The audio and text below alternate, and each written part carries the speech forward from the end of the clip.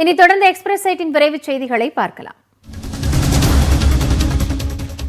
தமிழகத்தில் பொங்கல் பரிசு தொகுப்பு வழங்குவதற்காக நாளை மறுநாள் நியாய விலைக் கடைகள் செயல்படும் என கூட்டுறவுத்துறை பதிவாளர் சுப்பிரமணியன் தெரிவித்துள்ளார். மாதத்தில் 2 மற்றும் 4வது வார வெள்ளிக்கிழமைகளில் நியாய விலைக் கடை பணியாளர்களுக்கு விடுமுறை வழங்கப்படுவது வழக்கம். இருப்பினும் கடந்த மாதம் 27ஆம் தேதி பொங்கல் பரிசு தொகுப்பு டோக்கன் வழங்கும் பணிக்காக ரேஷன் கடை பணியாளர்கள் விடுமுறையின்றி பணி செய்தனர்.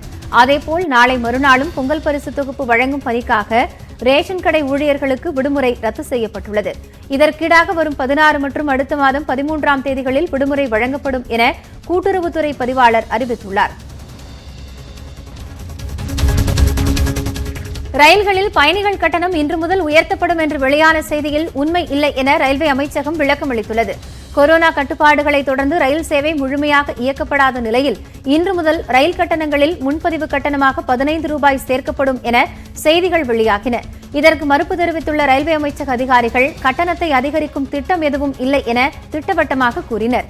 இது தொடர்பான வெளியான தகவல்களை பொதுமக்கள் நம்ப வேண்டாம் என்றும் அதிகாரிகள் கேட்டுக் கொண்டுள்ளனர்.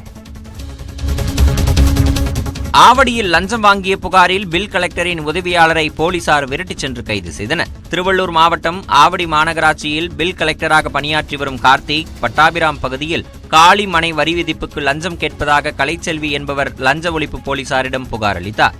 இந்நிலையில் கார்த்திகிற்கு பதிலாக அவரது உதவியாளர் வின்சென்ட் லஞ்சம் வாங்கிய போது லஞ்ச ஒழிப்பு போலீசார் அங்கு குவிந்தனர். அப்போது தப்பியோடிய வின்சென்ட்டை போலீசார் விரட்டிச் சென்று பிடித்து கைது செய்தனர். அவரிடமிருந்து 5000 ரூபாயை பறிமுதல் செய்த லஞ்ச ஒழிப்பு போலீசார் வின்சென்ட் மற்றும் கார்த்திக் ஆகியோரிடம் விசாரணை நடத்தி வருகின்றனர். விவசாயிகளுடனான 7ஆம் கட்ட பேச்சுவார்த்தை தோல்வியடைந்ததற்கு காரணம் மத்திய அரசின் பிடிவாதமும் அகந்தையும் தான் என்று முன்னாள் மத்திய அமைச்சர் ப. சிதம்பரம் குற்றம் சாட்டியுள்ளார். இதுகுறித்து தனது ட்விட்டர் பக்கத்தில் பதிவிட்டுள்ள அவர், உழவர்களின் கை மடங்கினால் துறவிகளுக்கும் வாழ்வு இல்லை என திருவள்ளுவரின் வரிகளை மேற்கோள் காட்டியுள்ளார். மேலும் விவசாயிகளின் கடும் கோபத்தை எந்த அரசும் வெல்ல முடியாது எனவும் இறுதியில் விவசாயிகளே வெற்றி பெறுவார்கள் என்றும் ப. சிதம்பரம் தெரிவித்துள்ளார். தமிழகத்தில் உள்ள நீர்நிலைகளை ஒரு அங்குலம் கூட ஆக்கிரமிக்க அனுமதிக்க கூடாது என தமிழக அரசுக்கு சென்னை உயர்நீதிமன்றம் அறிவுறுத்தியுள்ளது. நீலகிரி மாவட்டம் இத்தலார் கிராமத்தில் அரசுக்கு சொந்தமான 2 ஏக்கர் பரப்பளவு கொண்ட நீர்நிலையை அதே பகுதியைச் சேர்ந்த சீனிவாசன், ஹாலன் உள்ளிட்ட 4 ஆக்கிரமித்துள்ளதாக கூறப்படுகிறது. 150 குடும்பங்களின் நீர் ஆதாரமாக உள்ள இந்த நீர்நிலையின் ஆக்கிரமிப்பை அகற்றக்கோரி 2013ஆம் ஆண்டு முதல் அப்பகுதி மக்கள் ஆட்சியரிடம் மனு அளித்தும் நடவடிக்கை எடுக்கப்படாததால் இத்தலார் கிராமத்தை சேர்ந்த ரமேஷ்குமார் என்பவர் சென்னை உயர்நீதிமன்றத்தில் வழக்கு தொடர்ந்தார். இந்த மனு தலைமை நீதிபதி சஞ்சீவ் பானர்ஜி மற்றும் செந்தில்குமார் ராமமூர்த்தி ஆகியோர் அடங்கிய அமர்வில் விசாரணைக்கு வந்தது.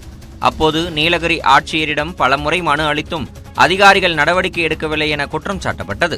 இதை கேட்ட நீதிபதிகள் சம்பந்தப்பட்ட அதிகாரிகளுக்கு கடும் கண்டனம் தெரிவித்ததோடு நீர்நிலைகள் ஆக்கிரமிப்பால் மனித இனமே அழிந்து போகும் என வேதனை தெரிவித்தனர். கொரோனா வைரஸ் தொற்றை கண்டறியும் RT-PCR பரிசோதனைக்காக தனியார் மருத்துவமனைகளில் வசூலிக்கப்படும் கட்டணத்தை குறைத்து தமிழக அரசு உத்தரவிட்டுள்ளது. அதன்படி 3000 ரூபாயாக இருந்த பரிசோதனை கட்டணம் 1200 ரூபாயாக குறைக்கப்பட்டுள்ளது. முதலமைச்சரின் விரிவான காப்பீட்டுத் திட்டத்தின் அடிப்படையில் மேற்கொள்ளும் பரிசோதனைக்கு 2500 ரூபாயாக இருந்த கட்டணம் 800 ரூபாயாக குறைக்கப்பட்டுள்ளது. கொரோனா தொற்று பாதிப்பை துல்லியமாக கண்டறிய PCR பரிசோதனை பயன்படுகிறது.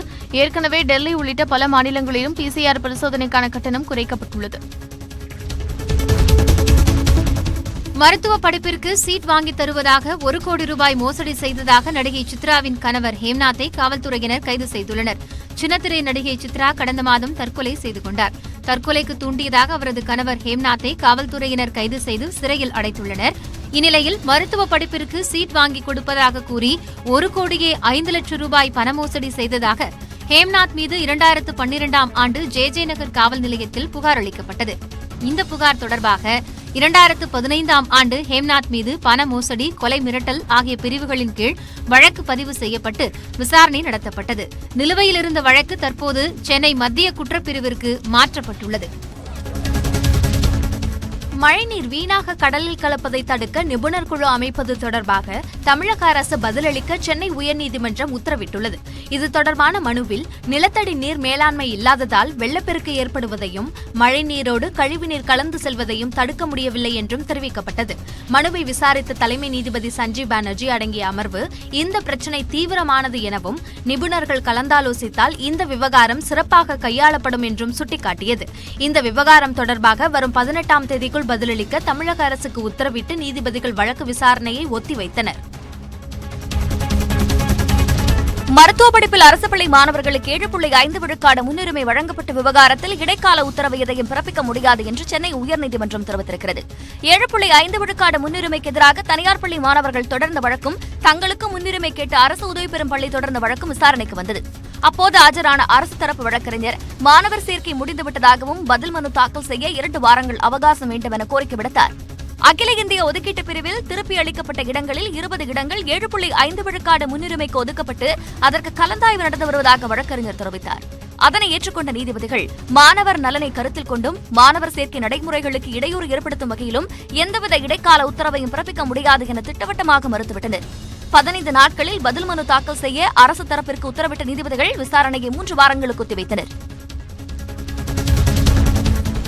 திண்டுக்கல்லில் பொங்கல் பரிசு வழங்கும் ரேஷன் கடைகள் முன்பு அமமுகவினர் அரசை விமர்சித்து பேனர்கள் வைத்ததால் பரபரப்பு நிலவியது. குடும்ப அட்டை வைத்திருப்போருக்கு 2500 ரூபாய் பணம் மற்றும் பொங்கல் பரிசு பொருட்களை தமிழக அரசு வழங்கி வருகிறது. இந்நிலையில் திண்டுக்கல்லில் பல ரேஷன் கடைகள் முன்பு மக்கள் பணம் மக்களுக்கே என்ற வாசகம் அடங்கிய பேனர்களை அமமுகவினர் வைத்துள்ளனர். அரசு பணத்தில் அதிமுக விளம்பரம் தேடிக் கொள்வதாகவும் அந்த பேனர்களில் குற்றச்சாட்டுகள் வைக்கப்பட்டுள்ளன. இந்த பேனர்களை பொதுமக்கள் ஆச்சரியத்துடன் பார்த்து சென்றனர். இந்நிலையில் போலீஸ் பாதுகாப்புடன் பொங்கல் பரிசுகள் திண்டுக்கல்லில் வழங்கப்பட்டன.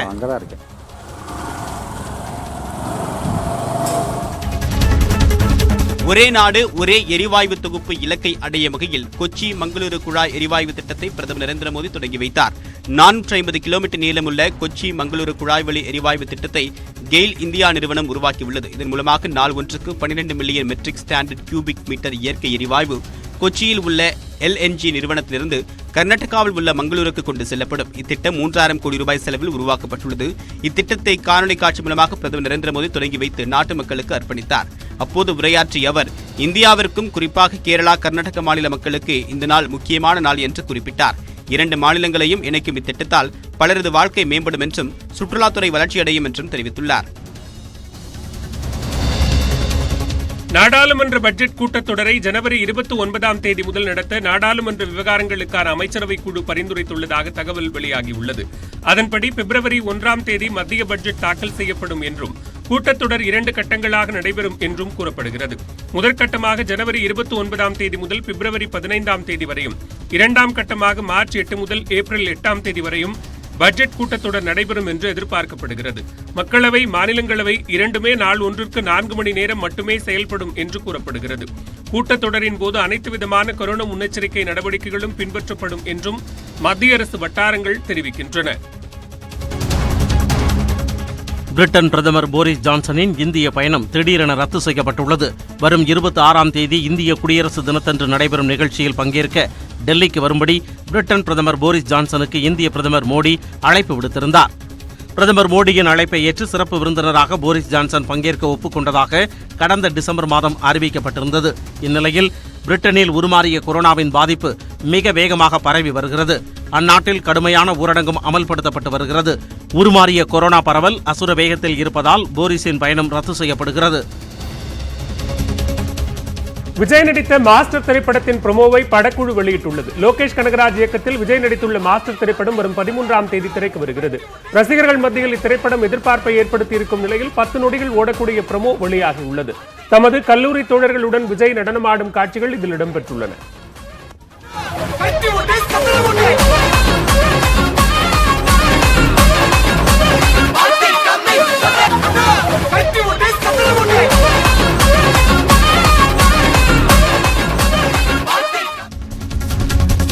மறைந்த நடிகை ஸ்ரீதேவியின் மூத்த மகளான ஜான்வி கபூர் 39 கோடி ரூபாய் மதிப்பில் மும்பையில் பிரம்மாண்டமான வீடு வாங்கியுள்ளார். இவரது நடிப்பில் இதுவரை 2 படங்கள் மட்டுமே வெளியாகியுள்ளன.